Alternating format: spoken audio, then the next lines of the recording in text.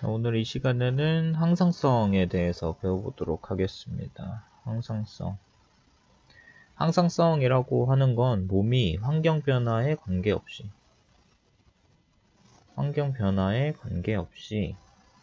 체온이나 혈당량이나 삼투압 등의 체내 상태를 일정하게 유지하려는 성질이다. 모두 다 알고 있지? 삼투압은 쉽게 생각하면 그냥 농도라 그랬죠? 우리 몸의 농도 맞추는 거. 우리 몸 체액의 농도 맞추는 거.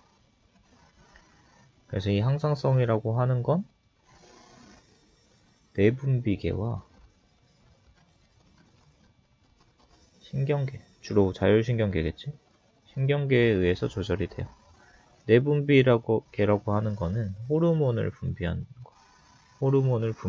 기관계.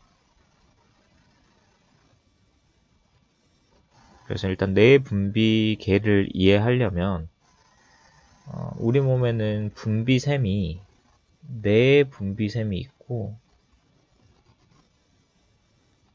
외분비샘이 있어요. 그래서 내분비샘과 외분비샘의 차이를 알아야 되는데, 내분비샘은 호르몬을 생산하는 그런 샘이야. 내분비샘. 근데 우리가 말하는 이 호르몬이라고 하는 건 뭘 타고 다녀? 그치, 혈관을 타고 다녀. 그래서 혈액을 따라 이동해요, 호르몬이. 그러니까 내분비샘은 이 안으로 분비한다는 건데 어디로 분비한다는 거야? 혈액으로 분비한다는 소리야. 안쪽으로 분비한다. 내분비. 외분비는 무슨 말이야? 외부로 분비한다는 거지. 대표적인 예로 바깥으로 뭔가를 분비하는 거. 침샘, 눈물샘, 땀샘. 아니면 뭐 소화 효소 분비하는 거, 소화샘 이런 거 있지.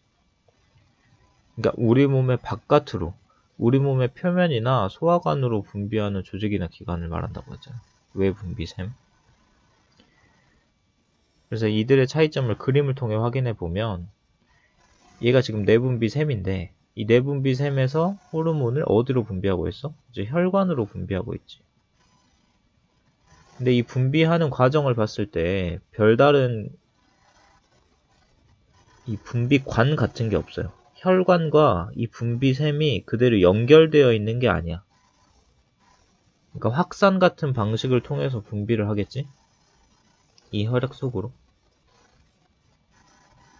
근데 이 외분비 같은 경우는 우리 몸의 바깥으로 분비하는 거기 때문에 얘가 지금 외분비 세포들인데, 얘가 그러니까 우리 몸 바깥으로 분비를 하면 이 분비관을 통해서 바깥으로 나가게 되는.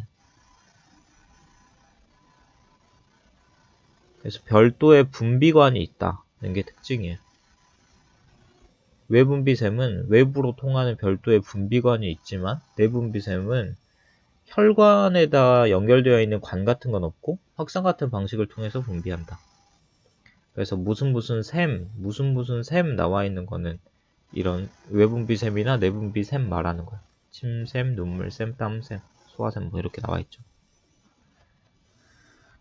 뭔 차이인지 알겠어? 그러니까 안쪽으로 분비하냐, 바깥쪽으로 분비하냐. 근데 안쪽으로 분비하는 건 호르몬을 말하는 거라고, 호르몬. 그래서 호르몬이 중요하니까 이 밑에도 나와 있죠. 특정 조직이나 기관의 생리작용을 조절하는 화학물질이다. 여기 뭐 생리라는 말이 좀 어렵게 느껴질 수 있지만 그냥 이렇게 이해하면 될 것 같고요. 어디서 생성한다? 그렇지, 내분비샘에서 생성한다. 그러니까 내분비샘의 종류가 되게 많으니까 거기서 생산하는 호르몬의 종류도 되게 많겠지. 그래서 뭘 타고 다닌다, 호르몬은? 그치, 혈액을 타고 다닌다. 혈액을 타고 다니기 때문에 우리 온몸을 돌아다닐 수 있겠죠. 그러니까 뭐 뇌 쪽에서 생성한 호르몬도 이 발끝까지도 도달할 수 있는 거지. 혈관을 타고 돌아다니니까. 근데 얘가 온몸을 돌아다닌다고 해서 온몸에 작용하는 건 아니고 지가 작용해야 될 곳에만 작용해요. 그런 것들이 이제 표적세포, 표적기관 이렇게 부르거든.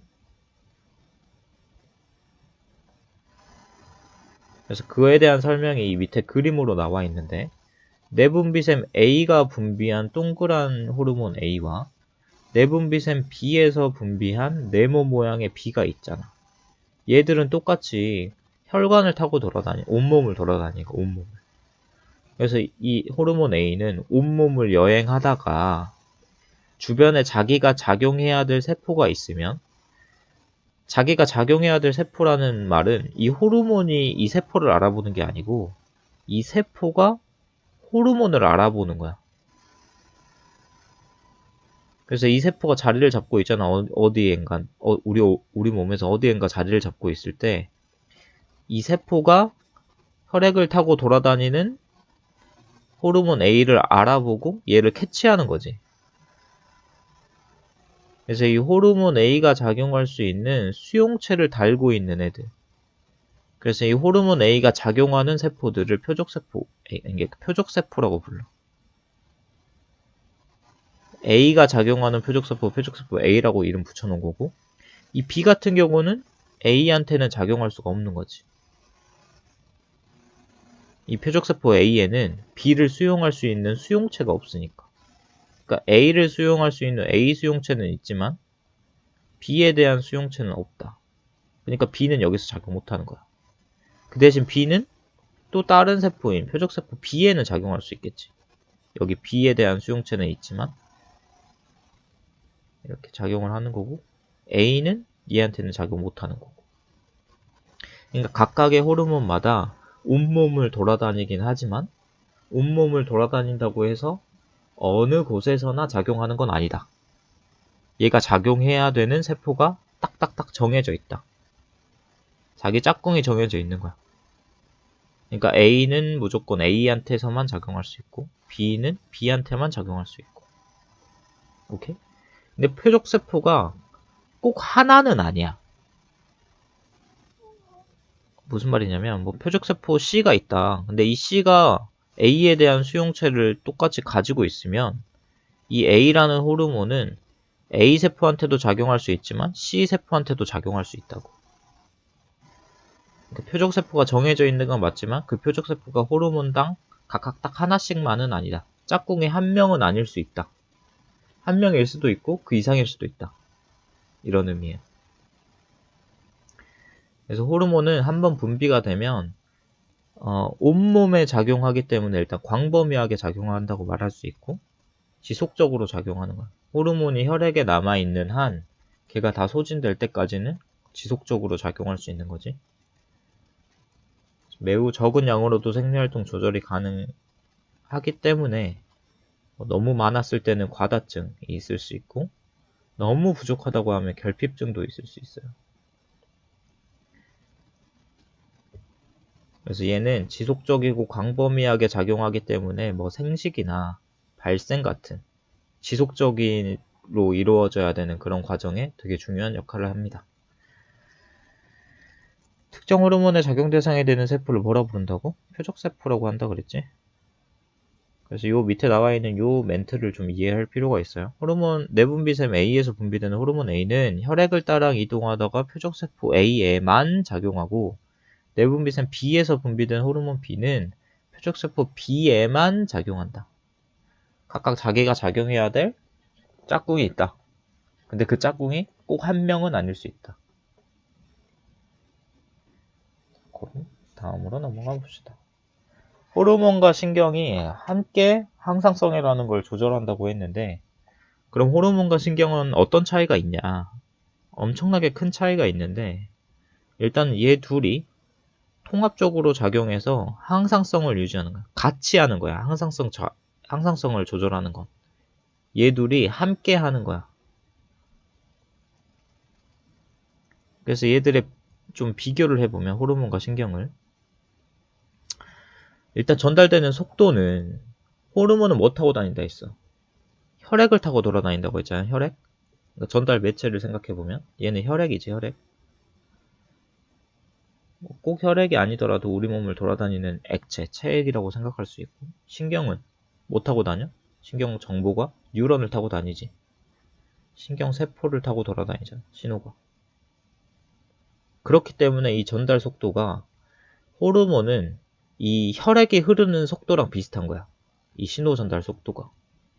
그러니까 얘는 비교적 빨라 느린 거지. 근데 신경신호 같은 경우는 우리가 눈 깜짝할 새 뭐 이런 용어를 쓰잖아요. 뜨거운 거 손 댔을 때 손 떼는 반응도 우리가 뜨겁다고 느끼기 전에 손을 먼저 떼는 반응이라고 했잖아. 그러니까 그렇게 근데 너희는 뜨거워서 손을 떼는 것 같지. 진짜 순식간에 일어나는 일이지. 그러니까 신경신호는 엄청나게 빨라요. 여러분이 상상할 수 없을 만큼 빠른 거지. 뭔 말인지 알겠어? 근데 이 작용하는 범위는 호르몬은 혈액 같은 부분은 온몸에 연결이 되어 있으니까 얘는 온몸에 작용할 수 있는 거야. 표적세포가 있다고 하면. 그러니까 얘는 작용 범위가 넓다고 표현할 수 있는 거고 혈액을 타고 온몸을 돌아다니니까. 근데 이 신경 같은 경우는 물론 모든 신경이 온몸에 퍼져 있긴 하지만 여기서 발생한 이 전기 신호는 어디에만 도달할 수 있어? 그치, 여기를 타고 돌아가서 딱 이 부위에만 작용할 수 있는 거야. 만약에 얘가 골격근, 뭐 다리에 있는 골격근이라고 하면 여기서 발생한 신호가 다리에 있는 골격근에만 작용할 수 있는 거라고. 갑자기 여기 발생한 신호가 심장에 도달할 수는 없다고. 이렇게 갈 수도 없다고. 그러니까 딱 정해진 길로만 갈 수 있는 거지. 신경 같은 경우는. 그러니까 작용 범위가 어때? 좁아요. 딱 연결되어 있는 그 부분에만 작용할 수 있는 거야. 효과의 지속성을 따져보면 호르몬 같은 경우는 혈액으로 분비가 되면 걔들이 다 소진될 때까지는 지속적으로 작용할 수 있기 때문에 얘는 생각보다 오래 지속되는 반응이죠. 근데 이 신경신호 같은 경우는 한 번 생겼다가 바로 없어지잖아. 이 활동전이라는 게. 진짜 뭐 몇 밀리세크에 순식간에 이렇게 생겼다가 사라지잖아. 그래서 얘는 지속적이지 않지. 효과의 지속성이 좀 떨어지죠. 그래서 얘는 빠르게 사라져요. 한 번 생겼다가 바로 사라지지. 특징을 살펴보면 호르몬 어디에만 작용한다? 자, 아까 말했던 것처럼 표적세포에만 작용한다. 근데 신경은 어떻다? 일정한 방향이 있죠.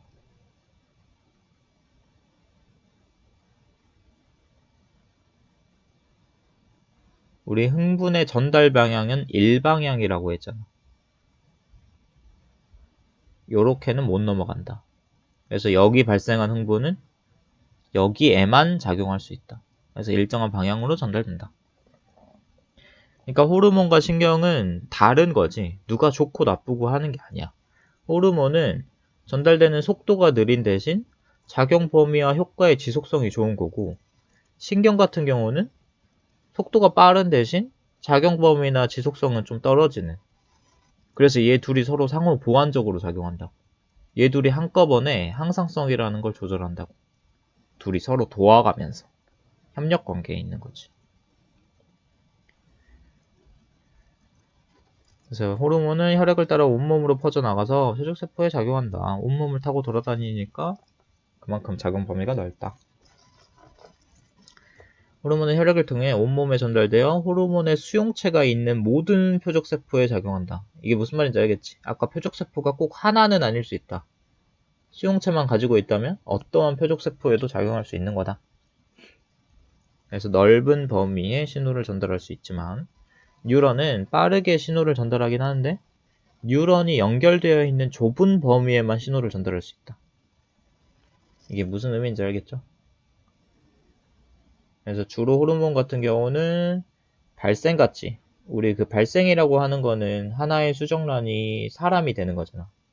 태아가 되는 세포 분열 엄청나게 거치고 온전한 태아가 될 때까지 뭐 임신 기간이 10개월이라고 하니까 그 정도, 그러니까 오래 지속되는 거지.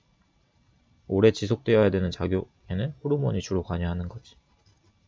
근데 이렇게 손 찔렸을 때 바로 떼는 이렇게 순식간에 일어나야 되는 일들은 신경이 작용하는 거고. 그래서 둘의 특징을 잘 비교해 보세요. 그래서 내분비계와 신경계는 통합적으로 작용한다. 한꺼번에 작용한다. 그래서 밑에도 한번 읽어보시고 위에서 설명했던 내용이 그냥 좀 풀어져서 써져 있는 거예요. 그래서 사람한테는 어떤 내분비샘과 어떤 호르몬들이 있는지가 이 밑에 나옵니다. 엄청나게 많은 호르몬들이 나와 있죠.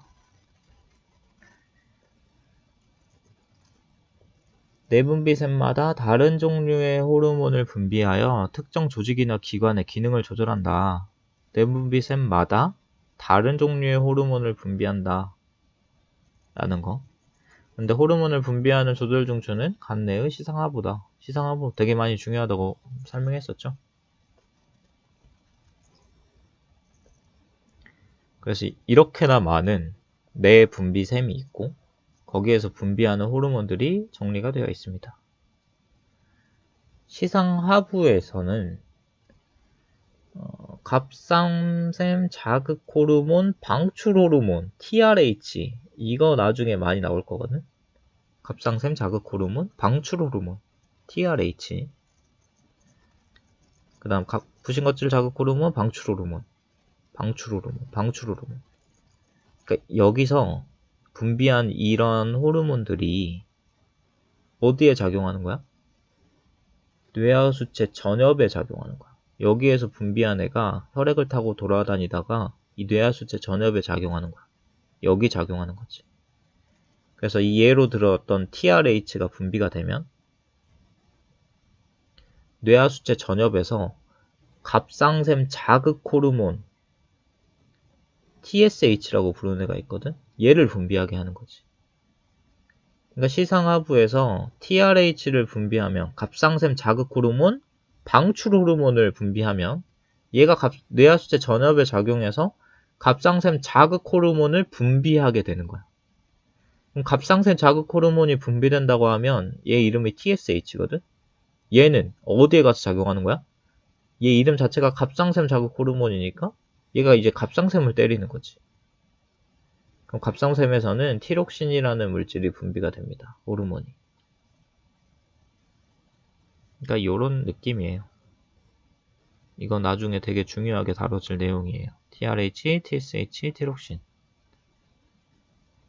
그냥 뇌하수체 전엽에서는 아까 말했다시피 많이 나오는 게 갑상샘 자극 호르몬이고 부신거질 자극 호르몬 이런 것도 나중에 나올 때가 된 것 같고 여포 자극 호르몬 FSH나 황체 형성 호르몬 LH는 주로 우리 뭐 발생, 생식 이런 데서 많이 나오는 성호르몬을 분비하게끔 하는 그런 애들이고요. 뇌하수체 후엽에서도 많이 나오는 게 이 항이뇨 호르몬이야. 항이뇨 호르몬은 삼투압 배울 때 많이 나올 거거든. 삼투압. 그래서 이거 무조건 알아야 되는 거. 옥시토신이라는 호르몬은 자궁 수축을 시키는, 자궁을 수축시키는 호르몬이야. 자궁을 언제 수축시켜야 돼? 이제 아기를 낳을 때. 그 분만 과정에서 작용하는 호르몬이지, 옥시토신. 자궁을 수축시키면서 애를 밖으로 밀어내는 거지. 그 다음 갑상샘에서 많이 나오는 거 티록신이라는 호르몬이 있고요. 그다음 칼시토닌도 많이 나와요. 이 갑상샘의 칼시토닌은 부갑상샘의 파라토르몬과 한꺼번에 같이 나오거든. 칼시토닌, 파라토르몬. 칼시토닌은 혈중 칼슘 농도를 낮춰주는 애고 파라토르몬은 혈중 칼슘 농도를 높여주는 애야. 우리 그 인슐린과 글루카곤의 관계처럼 한 놈은 농도 낮춰주고 한 놈은 농도 높여주면서 둘이 기량작용하는 애지 서로. 이렇게 칼시토닌, 파라토르몬. 그래서 이런 문제로도 많이 나오고요. 그 다음 우리가 또 많이 나오는 게 이자지, 이자. 이자에서는 혈당량을 조절하는 호르몬들이 나온다. 인슐린과 글루카곤. 딱 들어봐도 중요한 것 같죠? 혈당량, 그 다음 삼투압. 그다음 체온 조절한다고 하면 뭐 물질대사 촉진 뭐 요런 게 나오죠. 물질대사 촉진. 물질대사 촉진하는 거 여기 티록신이나 에피네프린, 당질코르티코이드 이런 것들도 뭐 혈당약에도 관여하기도 하고 다른 물질대사에도 관여하기도 하고. 그래서 부신에도 겉질과 속질이 있다. 이 겉질과 속질의 성격이 되게 많이 다른데 아까 시상하부에서 부신 겉질 자극 호르몬 방출 호르몬이 있었지. 그럼 이 뇌하수체 전엽에 부신 겉질 자극 호르몬이 있단 말이야. 그럼 얘가 하는 일은 또 뭐야? 부신 겉질을 자극하는 거야. 부신 겉질을 자극한다고 하면 당질 코르티코이드라고 하는 호르몬이 분비되겠지. 근데 이 부신 속질은 다음에 배울 거지만 자율신경이 여기 연결돼 있어. 교감신경이. 그래서 자율신경이 작용하면 부신 속질에서 에피네프린 분비되는 거고, 부신 겉질 자극 호르몬이 와서 자극하면 부신 겉질에서 당질 코르티코이드 분비하는 거. 그다음 뭐 정소나 난소는 성호르몬 분비하는 데죠. 정소에서는 테스토스테론이라는 남성 호르몬, 난소에서는 에스트로겐과 프로게스테론이라는 여성 호르몬을 분비한다. 그래서 여기 나와 있는 호르몬 정도는 그래도 어느 정도는 알아야 되지 않을까 싶습니다. 한 번씩 공부해 보시고요. 나중에 계속 배우다 보면 뭐가 중요한지 니네도 느낌이 올 거야. 어떤 호르몬들이 주로 많이 나오는구나. 그런 거 위주로 공부하면 되겠죠? 뭐 요상한 거 생전 처음 들어보는 거 모르겠다. 그래서 호르몬 분비 이상에 따른 질환, 아까 말했다시피 결핍증과 과다증이 있다 그랬죠? 자, 티록신. 티록신은 어디서 분비하는 거였어? 갑상샘에서 분비하는 거였지? 티록신은 중요한 호르몬이에요. 많이 나오는 거. 그래서 얘는 물질 대사를 촉진해주는 역할을 한다. 물질 대사 촉진. 우리가 여기서 말하는 물질 대사라고 하는 건 거의 세포호흡이라고 생각하면 돼. 세포호흡. 그럼 티록신이 과다하게 분비된다고 하면 물질 대사가 과다하게 촉진되는 거야. 그럼 체온이 어떻게 될까? 우리 물질 대사 그 세포호흡 과정 중에 뭐가 나와요? 열이 나오잖아? 그럼 체온이 올라가겠지. 계속해서 과다하게 일어나면. 맥박이 어떻게 될까? 맥박수도 빨라지겠죠. 그럼 체중은 어떻게 돼? 물질 대사를 촉진한다는 건 우리 몸에 있는 에너지를 계속해서 소비한다는 거거든. 그럼 체중은 떨어지는. 그래서 티록신이 과다하게 분비되는 갑상선 기능 항진증 같은 경우에는 우리 몸의 에너지를 끊임없이 소모하는 그런 거기 때문에 체온 올라가고 맥박수 올라가고 체중은 떨어지고 그래서 쉽게 피로를 에너지가 부족한 거지. 계속해서 소비해버리니까. 그래서 주로 뭐 그레이브스병 이렇게 많이 부르는데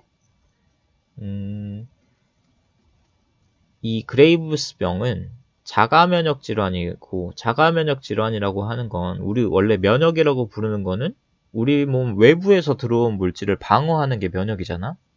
근데 자가면역은 우리 몸의 면역체계가 내 몸을 공격하는 거야. 그러니까 그 면역체계에 약간 이상이 생긴 거지. 그래서 이게 무슨 병이냐면 그레이브스병은 티록신의 분비를 자극하는 항체가 만들어져요.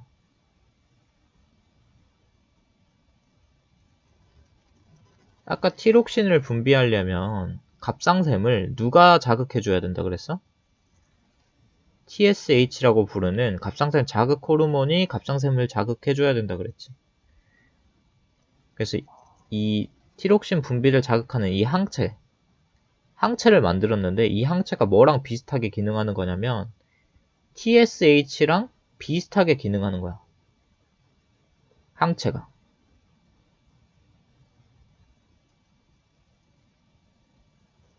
그럼 우리 몸은 갑상샘이 계속해서 티록신을 분비하게끔 명령을 내려줘 버리는 거지. 이 TSH가 계속해서 분비됨으로 해서. 이 TRH, TSH, 티록신의 관계는 나중에 또 나올 거예요. 거기서 좀 자세하게 설명해 줄게. 일단 여기 정도까지만 하고 넘어갈게요. 이렇게 되면 티록신이 어떻게 된다? 과잉 생산된다. 과잉 분비된다. 그래서 갑상선 기능 항진증은 티록신이 과다하게 분비되는 과다증이다.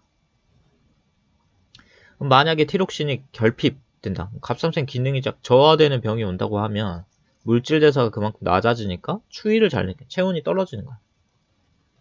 그래서 우리 몸에서 물질 대사가 일어나지 않으면 에너지가 계속해서 비축되기 때문에 체중은 늘어나겠지. 어린이한테서 이런 병이 발생할 때 생장이 일어났고 지능이 떨어진다 라고 나와 있죠. 생장호르몬은 좀 쉬워요. 많으면 거인증, 결핍되면 소인증. 그래서 키가 비정상적으로 많이 자라는 걸 거인증이라고 부르는데 성장판이 열려 있을 때는 키가 자라겠지만 성장판이 닫혔어. 생장이 다 끝났어. 그런데도 생장호르몬이 많이 나온다? 라고 하면 말단비대증이라고 해서 몸의 말단 부위만 커져요. 키가 안 크고 몸의 말단 부위만 커져.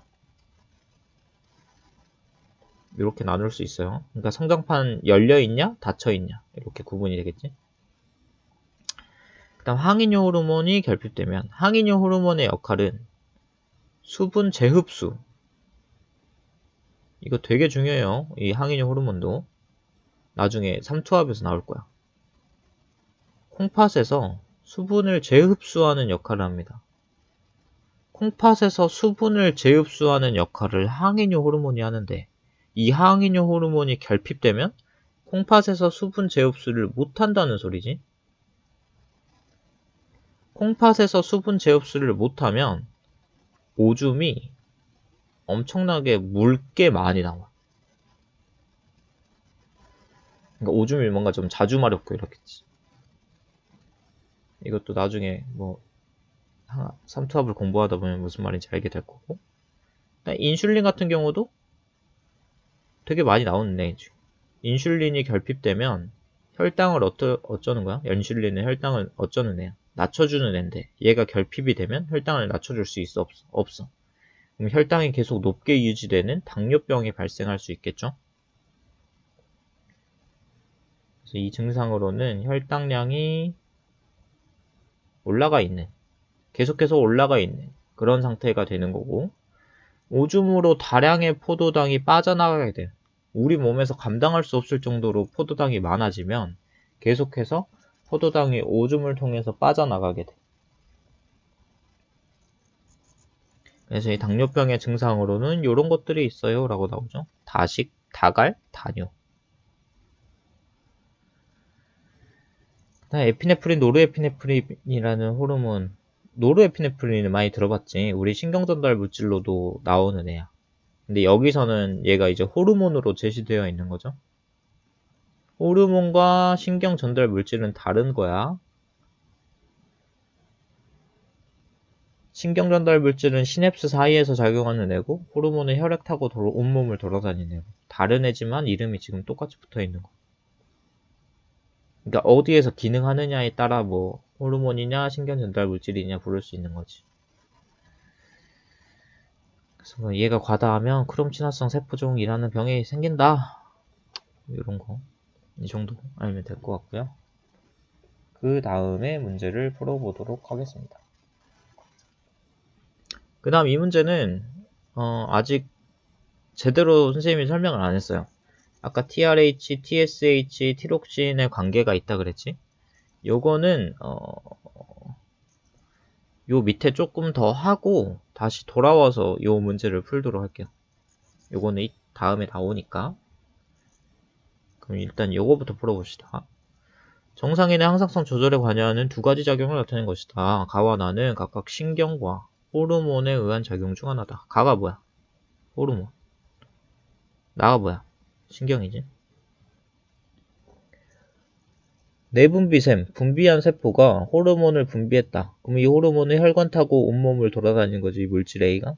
돌아다니다가 요 기억이 A를 수용할 수 있는 수용체를 이 지 표면에 가지고 있으니까 얘가 돌아다니고 있는 호르몬을 캐치한다고 했지. 이렇게. 그럼 이 표적세포에 작용하는 거야. 이 기억에. 물질 A가. 기억은 물질 A의 표적세포다. 맞죠? 수용체를 가지고 있기 때문에. 가와 나의 신호 전달에 모두 화학물질이 관여한다. 자, 호르몬, 화학물질이 아니야. 맞지? 그 다음에 여기서 신호를 전달할 때 신경 전달 물질을 작용하잖아. 여기 신경 전달 물질. 신경 전달 물질 화학이 아니야. 이게 화학 물질 맞잖아. 그래서 여기 다 맞죠. 항상성 조절 효과는 가보다 나에서 더 오래 지속된다. 자, 지속성은 누가 더 높다? 가가 더 높다. 그러니까 이거 틀렸죠. 그래서 3번입니다. 30분 여기까지만 하도록 하겠습니다.